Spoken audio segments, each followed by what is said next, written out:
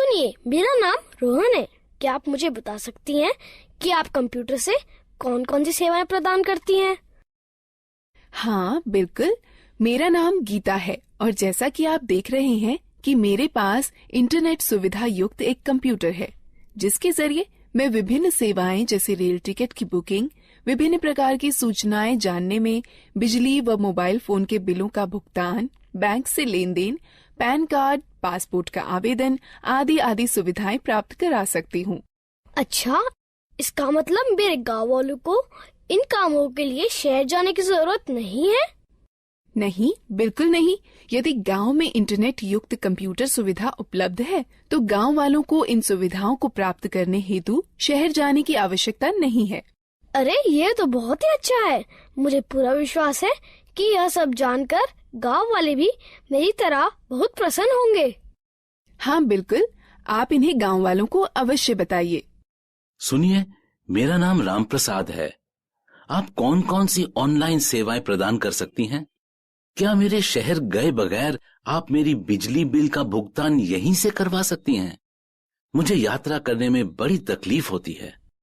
हाँ बिल्कुल, आप इतनी दूर गए बगैर अपना बिजली का बिल भुगतान यहीं से कर सकते हैं। ऐसा है तो ये मेरे लिए बहुत ही सुविधाजनक होगा। क्या आप कंप्यूटर के जरिए फसल के बाजारू भाव भी बता सकती हैं? हाँ बिल्कुल, मैं कंप्यूटर पर इंटरनेट के जरिए वर्तमान में फसल के भाव भी बता सकती हूँ। यह तो आश्चर्यजनक है कि हम ये सारी सुविधाएं गांव में भी प्राप्त कर सकते हैं। हाँ, इंटरनेट के जरिए ये सभी सुविधाएं आप अपने गांव में ही प्राप्त कर सकते हैं। मैंने सुना है कि आजकल इंटरनेट की सुविधा मोबाइल फोन पर भी उपलब्ध है। क्या ये सत्य है? हाँ रोहन, न केवल मोबाइल फोन बल्कि आजकल लोग स्मार्टफोन अथवा टैबलेट पर भी इंटरनेट कनेक्शन का उपयोग बहुत सारे कामों के लिए करते हैं। यह सब सुनने में बहुत रुचिकर लगता है। क्या आप मुझे कंप्यूटर, स्मार्टफोन और टैबलेट के बारे में सिखा सकती हैं? बिल्कुल रोहन, कृपया बैठ जाइए। मैं आपको कंप्यूटर, स्मार्टफोन और टैबलेट के बारे में और अधिक बताती हूँ।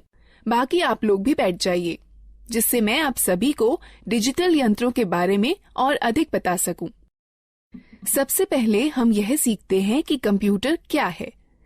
कंप्यूटर एक इलेक्ट्रॉनिक यंत्र है जिसका उपयोग आंकड़ों व सूचनाओं के संकलन व प्रसंस्करण के लिए किया जाता है।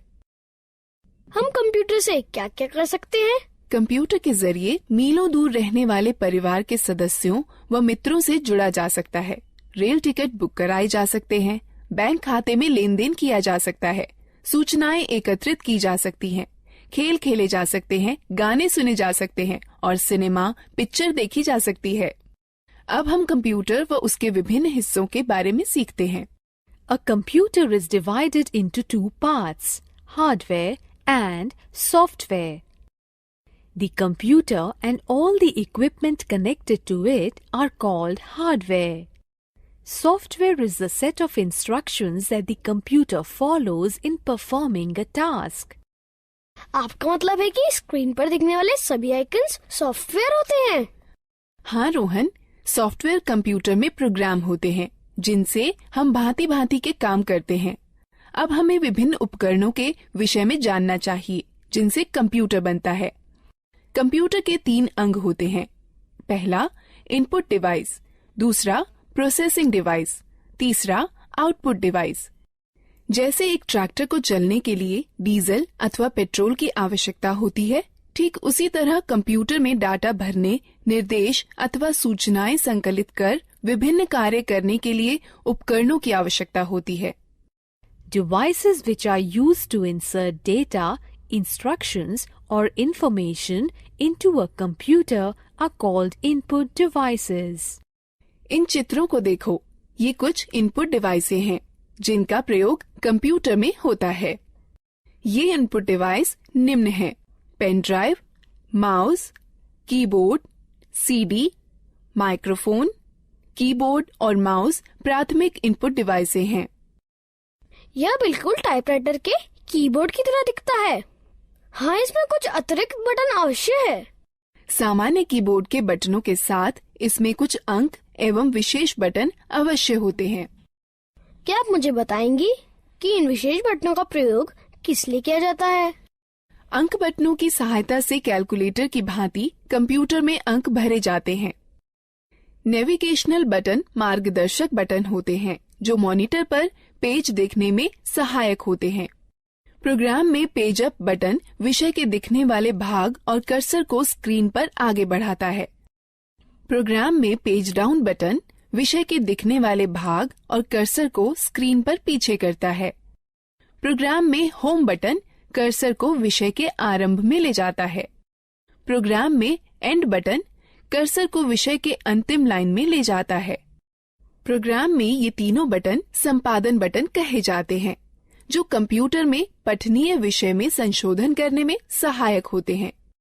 ज्यादातर लेख संपादन प्रोग्रामों इंसर्ट बटन का प्रयोग किसी लेख में शब्दों को भरने और लिखावट पर शब्दों के पुनर्लेखन में होता है। डिलीट बटन लेख संपादन प्रोग्रामों में एक एक कर अक्षर दाईं ओर मिटाता है। बैकस्पेस बटन लेख संपादन प्रोग्रामों में एक एक कर अक्षर बाईं ओर मिटाता है। ये 4 बटन किस काम के लिए प्रयोग किए जाते हैं? ये चारों बटन दिशा निर्देशक बटन कहलाते हैं। ज्यादातर लेख संपादन प्रोग्रामों में ऊपर की तरफ तीर के निशान वाला बटन कर्सर को स्क्रीन पर ऊपर की ओर ले जाता है। ज्यादातर लेख संपादन प्रोग्रामों में नीचे की तरफ तीर के निशान वाला बटन कर्सर को स्क्रीन पर नीचे की ओर ले जाता है। ज्यादातर लेख संपादन प्रोग्रामों में बाईं की तरफ तीर के निशान वाला बटन कर्सर को स्क्रीन पर बाईं की ओर ले जाता है। ज्यादातर लेख संपादन प्रोग्रामों में दाईं की तरफ तीर के निशान वाला बटन कर्सर को स्क्रीन पर दाईं की ओर ले जाता है। क्या तुम F1 से F12 तक के बटनों को देख रहे हो? यह बटन फंक्शन बटन कहलाते हैं। यह बटन कंप्यूटर पर सक्रिय प्रोग्राम के अनुसार निर्दिष्ट किए गए विशेष कार्य को निष्पादित करते हैं। ज्यादातर प्रोग्रामों में एस्केप बटन चल रही प्रक्रिया समाप्त कर देता है। कंट्रोल और अल्टरनेट बटन क्रिया परिवर्तन बटन हैं, जो ज्यादातर प्रोग्रामों में विशिष्ट कार्य और माउस की क्रिया को या तो परिवर्तित कर देते हैं या तो बढ़ा देते हैं। विंडो बटन विंडोज के स्टार्ट मेनू को सक्रिय कर देता है। यह बिल्कुल वैसे ही होता है जैसे कि टास्क बार के स्टार्ट बटन पर क्लिक करने से होता है। अब तक हमने कीबोर्ड के विभिन्न बटनों के बारे में सीखा। अब हम माउस के बारे में सीखते हैं।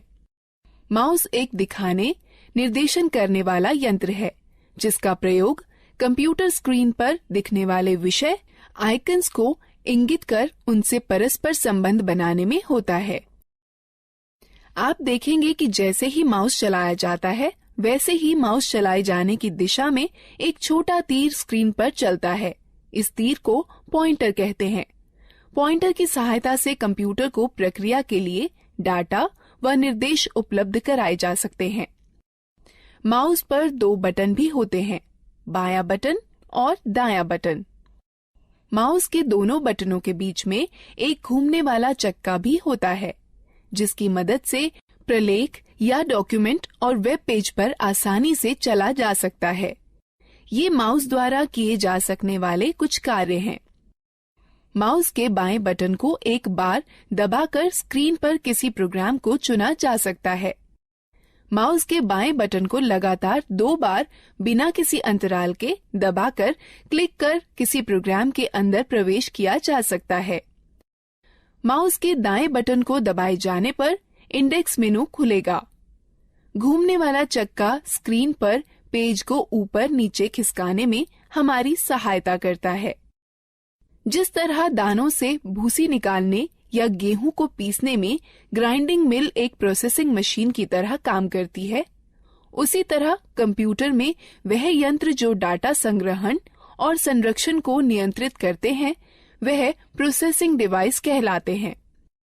कंप्यूटर प्रोसेसर या सीपीयू प्रोसेस की जाती है, फिर कंप्यूटर की मेमोरी या आरएएम में संरक्षित की जाती है।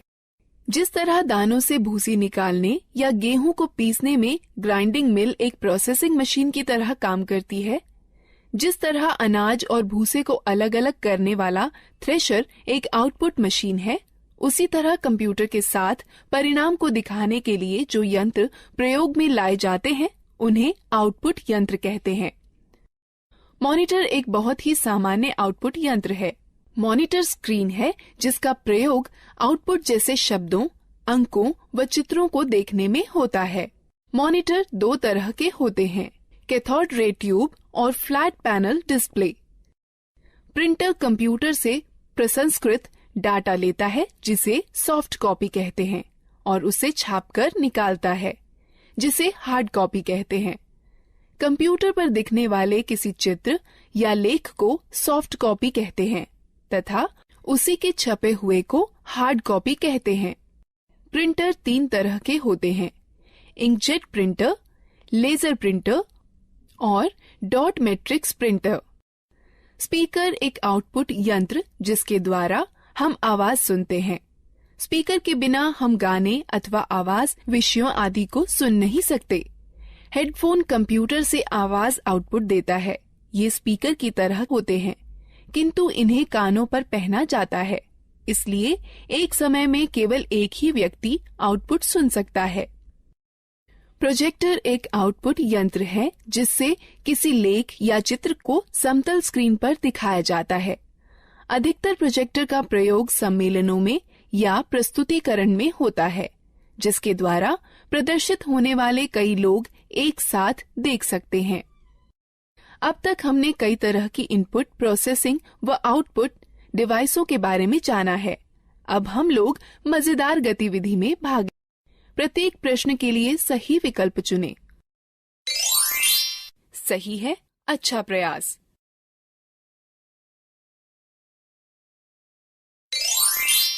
सही है, अच्छा प्रयास।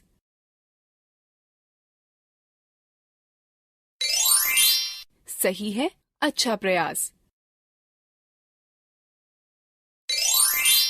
सही है, अच्छा प्रयास। दीदी, कंप्यूटर सारा डाटा कहाँ संचित करता है? जिस तरह तुम्हारा दिमाग बहुत सी आवश्यक चीजों को याद रखने में तुम्हारी मदद करता है, उसी तरह कंप्यूटर डाटा संचित करता है जिसे कंप्यूटर मेमोरी कहते हैं। कंप्यूटर की मेमोरी दो तरह की होती है, प्राथमिक अथवा मुख्य मेमोरी और द्वितीयक मेमोरी। मुख्य प्राथमिक मेमोरी बहुत तेज है, इसे रैम कहते हैं। इसका अर्थ रैंडम एक्सेस मेमोरी अथवा रैम होता है। कंप्यूटर की गति रैम पर निर्भर करती है। डाटा और निर्देश मुख्य मेमोरी में संचित रहते हैं, जहां से ये प्रोसेस कर रिजल्ट प्राप्त करने के लिए सीपीयू में पुनः प्राप्त किए जा सकते हैं। रैम वह मेमोरी होती है जहां सारे प्रोग्राम संचित किए जाते हैं। कंप्यूटर की गति रैम पर निर्भर होती है। कैश मेमोरी वह मेमोरी है जो रैम का अंग होती है और प्रोसेसर के बहुत पास होती है। इसका प्रयोग प्रोसेसिंग गति को सुधारने में किया जाता है।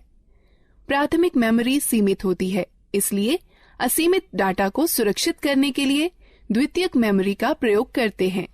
चूंकि कंप्यूटर द्वितीयक मेमोरी पर सुरक्षित डाटा को सीधे प्रोसेस नहीं कर सकता, अतः प्रोसेस करने के लिए पहले रैम पर उसकी नकल तैयार की जाती है। ये कुछ डिवाइस हैं जो द्वितीयक मेमोरी की तरह कार्य करती हैं, पेन ड्राइव, हार्ड डिस्क और डीवीडी। तो एक कंप्यूटर डाटा को अपनी मेमोरी में कैसे सुरक्षित करता है? कंप्यूटर सभी सूचनाएं केवल दो अंकों 0 और 1 में संचित करता है। एक अकेली बाइनरी डिजिट अर्थात 1 अथवा 1 0 को बिट कहते हैं। 8 बिट्स के ग्रुप को एक बाइट कहते हैं। इस सारणी को देखो, इसमें बिट्स और बाइट्स के बीच के संबंध को दिखाता है। निर्देश जो कार्य पूरा करने और हार्डवेयर को नियंत्रित करने के लिए प्रयोग किए जाते हैं, सॉफ्टवेयर कहलाते हैं। सॉफ्टवेयर प्रोग्राम्स निर्देशों का योजनाबद्ध क्रमवार समूह है जो कंप्यूटर को निर्देशित करते हैं कि क्या करना है और कैसे करना है। सॉफ्टवेयर दो प्रकार के होते हैं, एप्लीकेशन सॉफ्टवेयर और सिस्टम सॉफ्टवेयर। एप्लीकेशन सॉफ्टवेयर वो प्रोग्राम होते हैं जो उपयोगकर्ता को कंप्यूटर में विशिष्ट कार्य को पूरा करने में मदद करते हैं। माइक्रोसॉफ्ट वर्ड और open office draw application software के उदाहरण हैं, जो प्रोग्राम कंप्यूटर हार्डवेयर से सीधे जुड़े होते हैं। सिस्टम सॉफ्टवेयर कहलाते हैं। कंप्यूटर चलाने के लिए आपको एक ऑपरेटिंग सिस्टम की आवश्यकता होती है, जो एक सिस्टम सॉफ्टवेयर है।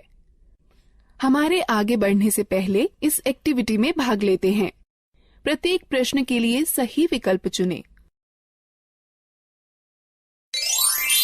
सही है, अच्छा प्रयास।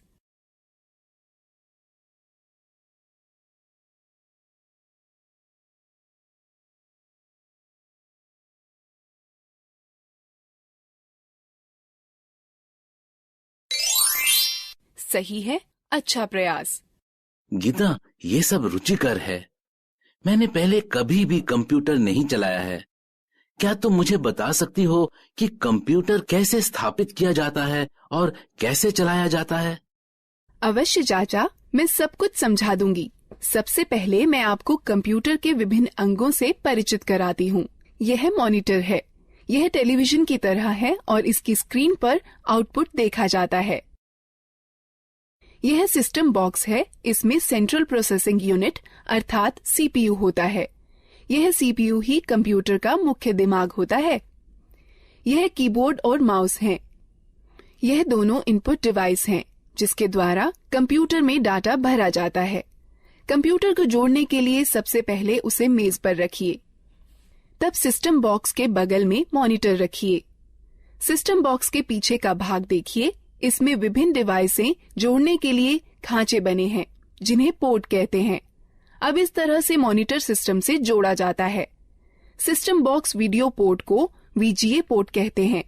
इससे मॉनिटर को जोड़ने वाले तार को वीजीए केबल कहते हैं। वीजीए केबल के एक सिरे को सिस्टम के वीजीए पोर्ट से तथा दूसरे को मॉनिटर से जोड़ा जाता है। कीबोर्ड दो प्रकार के कनेक्टर वाले होते हैं, PS2 कनेक्टर अथवा USB कनेक्टर। कीबोर्ड को कनेक्ट करने के लिए उसके कनेक्टर को सिस्टम के उपयुक्त पोर्ट में जोड़ा जाता है। माउस 3 प्रकार के कनेक्टर वाले होते हैं, PS2 कनेक्टर, USB कनेक्टर अथवा सीरियल कनेक्टर। माउस को कनेक्ट करने के लिए उसके कनेक्टर को सिस्टम के उपयुक्त पोर्ट में जोड़ा जाता है। उसी तरह यदि आप प्रिंटर को जोड़ना चाहते हैं तो उसके कनेक्टर, जो इन दो में से किसी एक प्रकार का हो सकता है, समानांतर पोर्ट अथवा USB पोर्ट को सिस्टम के उपयुक्त पोर्ट में जोड़ दें। अब हम कंप्यूटर को बिजली के मेन बोर्ड से कैसे जोड़ सकते हैं? कंप्यूटर 2 बिजली सप्लाई के तारों के साथ आता है। एक बिजली सप्लाई तार को सिस्टम यूनिट के बिजली सप्लाई प्लग में तथा दूसरे तार को मॉनिटर के पोर्ट से प्लग करें। उसके बाद दोनों तारों को बिजली के पोर्ट से या UPS से जोड़ें। क्या आप हमें दिखा सकती हैं कि कंप्यूटर को कैसे जोड़ते हैं? बिल्कुल। कंप्यूटर चालू करने के लिए निम्न कार्यवाहियों का अनुसरण करें। पहले सिस्टम यूनिट व मॉनिटर दोनों की बिजली सप्लाई चालू करें। तब सिस्टम यूनिट का पावर बटन दबाकर उसे चालू करें व मॉनिटर का पावर बटन दबाकर उसे चालू करें। अब कुछ क्षण इंतजार करें और देखें कि मॉनिटर पर डिस्प्ले आने लगा है। इसे बूट स्क्रीन कहते हैं। धीरे धीरे सभी सॉफ्टवेयर लोड हो जाएं तो कंप्यूटर प्रयोग के लिए तैयार है। धन्यवाद गीता। पहली बार न केवल कंप्यूटर को देखा है बल्कि उसे चालू करना भी सीखा है। हाँ, कंप्यूटर के विषय में यह सब बताने के लिए धन्यवाद दीदी। अब क्या आप हमें मोबाइल फोन व टैबलेट के बारे में भी बता देंगी? बिल्कुल रोहन, मैं तुम्हें सिखाऊंगी कि मोबाइल फोन व टैबलेट कैसे चलाते हैं। हाँ, मैं भी इन चीजों के बारे में सीखना चाहता हूँ। पहले हम मोबाइल फोन व टैबलेट के विभिन्न अंगों, कार्यों व उपयोगों के बारे में जानते हैं। जैसे आप जानते हैं कि बेसिक मोबाइल फोन एक ऐसा यंत्र है जिससे आप कॉल कर सकते हैं, कॉल प्राप्त कर सकते हैं व मैसेज लिखकर भेज सकते हैं व प्राप्त कर सकते हैं। आधुनिक मोबाइल फोनों में कई तरह की विशेषताएं होती हैं, जैसा कि इंटरनेट, खेल, कैमरा, वीडियो गेम और मार्ग निर्देशन प्रणाली। यह फोन स्मार्टफोन कहलाते हैं। कुछ मोबाइल फोनों में 2-2 सिम कार्ड एक साथ ही फिट हो जाते हैं। इन्हें डुअल सिम फोन कहते हैं। फोन के विभिन्न अंगों को देखें।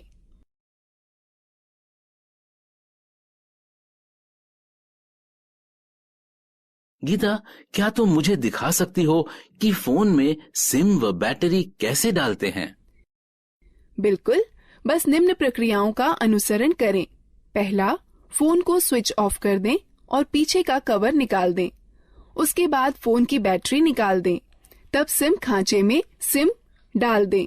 अंत में बैटरी व कवर पुनः लगा दें और फोन को चालू करें। धन्यवाद गीता, मुझे फोन की बैटरी चार्ज करने में भी समस्या होती है। चिंता न करें, बस निम्न प्रक्रियाओं का अनुसरण करें।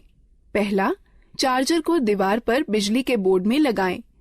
तब चार्जर को फोन में लगाएं। कुछ समय बाद जब मोबाइल बैटरी फुल दिखाए तो पहले चार्जर को फोन से निकालें, फिर दीवार से निकालें। मैं आपको सिखाती हूँ कि फोन के बटनों को लॉक व अनलॉक कैसे किया जाता है। हमें बटनों को लॉक क्यों करना चाहिए? चाचा, जब आप लंबे समय तक फोन का प्रयोग न कर रही हों तो उसे लॉक करके रखना अच्छा होता है। इसकी यह प्रक्रिया है। फोन लॉक करने के सिलेक्ट मेन्यू पर जाइए और स्टार बटन दबाइए। अब ये लॉक कैसे खुलेगा? इसे खोलने के लिए फोन का अनलॉक बटन दबाइए और तब स्टार बटन दबाइए। मेरे पास ये नया मोबाइल है और मुझे यहाँ तक नहीं पता है कि इसकी विशेषताएं कैसे देखें। आप अपने मोबाइल की विशेषताएं देखने के लिए पहले मेनू आइकन छुएं या मेनू बटन दबाएं, जिससे फोन के सारे फीचर दिखाई पड़ने लगेंगे। और पीछे जाने के लिए पीछे आइकन को छुएं या बटन को दबाएं। पुनः आरंभ में जाने के लिए होम आइकन को छुएं या बटन को दबाएं। बेसिक फोन अथवा टच स्क्रीन फोन रिंगटोन घंटी बदलने के लिए निम्न प्रक्रिया अपनाएं। बेसिक फोन के लिए पहले मेनू चुनें, फिर सेटिंग, तब टोन चुनें और फिर खिसक कर रिंगटोन पर जाएं। तब गैलरी खोलने के लिए खिसक कर गैलरी पर जाएं, जहां पर कई रिंगटोनों की सूची दिखाई देगी। अब आप अपनी इच्छा अनुसार टोन का चयन कर सकते हैं। टच स्क्रीन फोन रिंगटोन बदलने की प्रक्रिया। पहला, होम आइकन को छुएं, फिर मेनू आइकन को छुएं, फिर पर्सनलाइजेशन सेटिंग्स आइकन को छुएं, फिर सेटिंग आइकन को छुएं, फिर प्रोफाइल सेटिंग आइकन को छुएं। तब रिंगटोन या नोटिफिकेशन रिंगटोन आइकन को छुएं। तब रिंगटोन की सूची में खिसक कर अपनी इच्छानुसार रिंगटोन चुनें। तब ठीक ओके आइकन को छुएं। मैं अपने फोन में अलार्म सेट करना चाहता हूँ। क्या सुबह जल्दी अलार्म सेट करने में आप मेरी मदद कर सकती हैं? निम्न प्रक्रिया से आप स्वयं कर सकते हैं। बेसिक फोन के लिए पहले मेनू में अनुपयोग चुनें, फिर अलार्म घड़ी, उसके पश्चात अलार्म का समय सेट करके सेव चुनें, फिर खिसक कर रिंगटोन पर जाएं। यदि आप अलार्म को दोहराना चाहते हैं तो चयन के विकल्प में जा दोहराना, फिर दिनों का चयन कर संपन्न चुनें। टच स्क्रीन फोन में निम्न प्रक्रिया अपनाएं। पहले मेनू को छुएं, तब घड़ी को छुएं, तब अलार्म को छुएं, अलार्म का समय सेट करके सेव चुनें। दीदी, क्या आप हमें टैबलेट के बारे में बता सकती हैं? हाँ जरूर, मैं अभी बताने ही वाली थी। टैबलेट एक कॉम्पैक्ट डिवाइस है जो एक स्मार्टफोन अथवा एक लैपटॉप अथवा कंप्यूटर की तरह है। आजकल टैबलेट अपने सुविधाजनक आकार और फीचर के सरल उपयोग के कारण बहुत लोकप्रिय हो गए हैं। इनका उपयोग हम इंटरनेट पर ब्राउजर, मेल चेक करना, डाउनलोड और किताबें पढ़ने, गेम खेलने, वीडियो देखने के अलावा संगठक के रूप में किया जा सकता है। टैबलेट विभिन्न प्रकार के होते हैं। यहाँ पर कुछ हैं। बुकलेट टैबलेट पीसी का सबसे सरलतम रूप है, जो किताब की तरह दिखता है।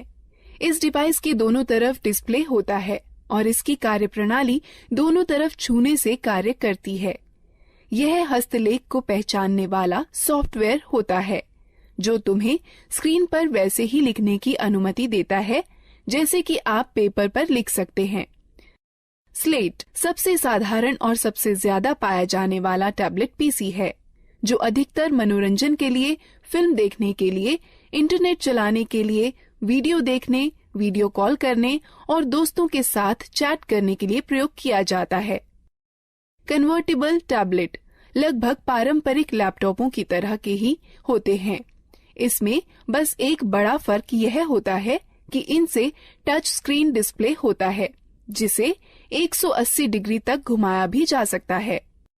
हाइब्रिड टैबलेट में स्लेट और कन्वर्टेबल टैबलेट दोनों की सबसे अच्छी विशेषताएं सम्मिलित होती हैं। हाइब्रिड टैबलेट अलग हो सकने वाले कीबोर्ड के साथ आते हैं, जो कि दिए गए स्लॉट के जरिए स्लेट पीसी में जोड़कर टैबलेट पीसी में बदले जा सकते हैं। एक रग्ड टैबलेट उन उपयोगकर्ताओं के लिए अच्छा है जो कठिन वातावरण परिस्थितियों में कार्य करते हैं। इनके अंदर की हार्ड ड्राइव झटकों को सहन करने वाली और इनका सुरक्षात्मक कवच इन्हें काफी टिकाऊ बनाता है। यह एक बात आपके लिए ध्यान में रखना अति आवश्यक है कि प्रथम बार इनका उपयोग करने से पूर्व इनकी बैटरी को कम से कम 6 से 7 घंटे चार्ज करना चाहिए, जब तक कि बैटरी पूर्ण रूप से चार्ज न हो जाए। हम बैटरी कैसे चार्ज करते हैं? इन चरणों का अनुसरण करो। पहला, केबल को चार्जिंग हेड में लगाएं और प्लग को स्टैंडर्ड एसी पावर में लगा दें। डिवाइस अपने आप चार्ज होने लगती है। डिवाइस के पूरा चार्ज होने के बाद चार्जर को प्लग से हटा देना चाहिए। डिवाइस में ऊर्जा संरक्षण हेतु पावर सेव बटन को दबाकर स्क्रीन को बंद किया जा सकता है। स्क्रीन को पुनः चालू करने के लिए यह प्रक्रिया दोबारा करें। डिवाइस को बंद करने का सही तरीका क्या है? जब आपको डिवाइस बंद करनी हो तो निम्न चरणों का अनुसरण करें। पहले, पावर बटन को कुछ क्षण के लिए दबा कर रखें। तब टैबलेट को बंद करने के लिए मेनू खुलने पर दिखाई देगा। तब पावर ऑफ पर टच कर डिवाइस को बंद करें। एक टैबलेट की होम स्क्रीन एप्लीकेशन फंक्शन मेनू के लिए स्टार्टिंग पॉइंट है। आप अपनी होम स्क्रीन को एप्लीकेशन आइकन्स शॉर्टकट फोल्डर को जोड़ करके कस्टमाइज कर सकते हैं। अतिरिक्त डिस्प्ले स्क्रीन के लिए स्क्रीन को दाएं अथवा बाएं खिसकाएं। तो तुमने सीखा कि कैसे लैपटॉप, कंप्यूटर, मोबाइल फोन और टैबलेट को इस्तेमाल करते हैं। अब हम इस प्रक्रिया में भाग लेते हैं। प्रत्येक प्रश्न के लिए सही विकल्प चुनें। सही है, अच्छा प्रयास।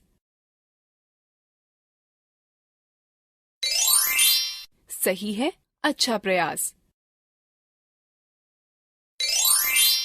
सही है, अच्छा प्रयास।